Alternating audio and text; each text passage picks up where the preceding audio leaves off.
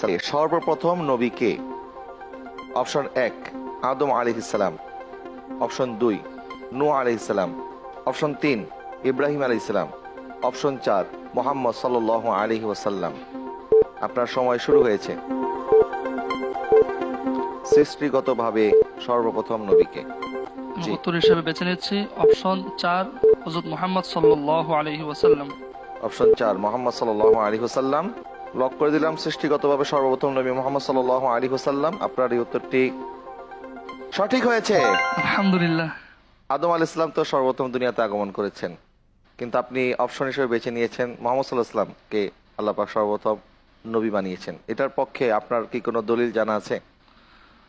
নবীজি সাল্লাল্লাহু তাআলা আলাইহি ওয়াসাল্লাম একদা সাহাবায়ে কেরামকে বলেছিলেন, যদিও আদম আলাইহিস সালাতু ওয়াস সালামকে আল্লাহ তাআলা দুনিয়াতে পাঠিয়েছিলেন সর্বপ্রথম মানব হিসেবে, কিন্তু আল্লাহ তাআলা রাসূলুল্লাহ সাল্লাল্লাহু আলাইহি সাল্লামকে আদম আলাইহিস সালামকে বানানোর পূর্বেও তিনি নবী হিসাবে আল্লাহ তাআলা তাকে সৃষ্টি করেছিলেন।